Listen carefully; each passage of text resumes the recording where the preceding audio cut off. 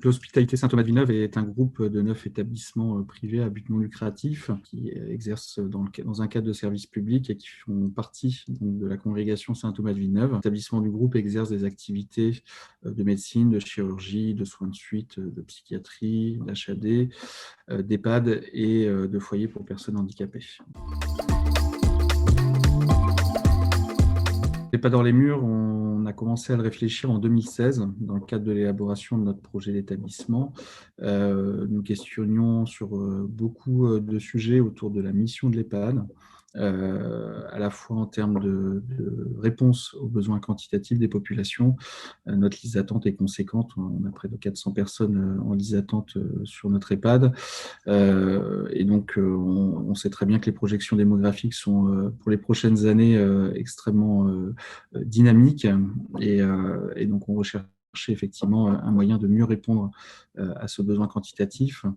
Et en parallèle, le sujet qui nous questionnait était également sur l'évolution culturelle et un souhait qui était de plus en plus marqué pour les personnes, y compris en situation de dépendance, de vouloir rester à domicile.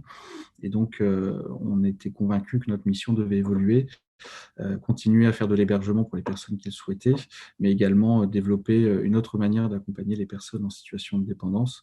Et donc, ça nous a poussé à construire un projet intitulé l'EHPAD hors les murs, qu'on a déposé auprès de l'Agence régionale de santé de Bretagne, qui a retenu ce projet pour un financement expérimental pour développer ce dispositif. L'EHPAD hors les murs, c'est un dispositif donc, qui vise à répondre aux souhaits des personnes de rester à domicile, y compris en situation de dépendance. Donc, il s'appuie sur 3 dimensions d'accompagnement d'une personne. La première, c'est la coordination des acteurs du domicile qui interviennent auprès de la personne, donc les aides à domicile, les infirmières, les médecins, les kinés, les orthophonistes, bref, tout cet écosystème qui doit être organisé. Et malheureusement, très souvent, cette coordination, elle relève de l'usager ou de ses proches eux-mêmes, ce qui peut rendre extrêmement compliqué ce maintien à domicile. Donc, notre mission, dans un cadre coopératif, donc avec des partenariats noués avec les acteurs du domicile, c'est de faciliter l'organisation de ces interventions à domicile pour répondre le mieux possible aux besoins des personnes. La deuxième modalité d'accompagnement, donc, ce sont l'envoi à domicile des expertises de l'EHPAD sur la prise en charge des pathologies liées au vieillissement, sur la prise en charge du maintien de l'autonomie.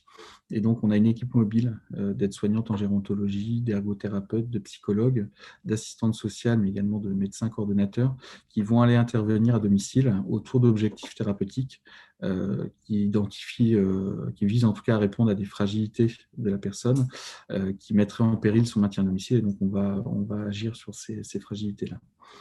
Et puis, la dernière partie du dispositif, elle concerne la sécurisation de ce maintien à domicile, qui est évidemment un enjeu conséquent.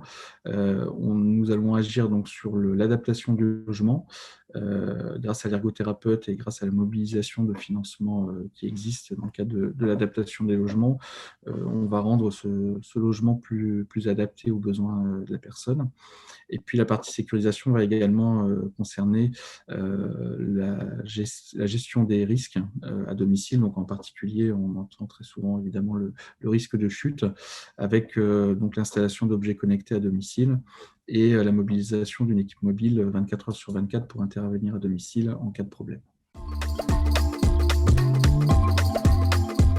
Nous accompagnons 30 usagers à domicile sur la ville de Rennes. L'objectif est d'accompagner 40 personnes et nous déployons également ce dispositif sur 5 territoires en Bretagne, à Bain-de-Bretagne, à Baguet-Morvan, à Plougastel-Daoulas et à Pont-l'Abbé, en plus du site rennais. Évidemment, pour plus d'explications et plus d'échanges autour de ce dispositif, je vous invite à venir le 23 septembre prochain au Parc des Expositions de Quimper pour le salon EFI Santé.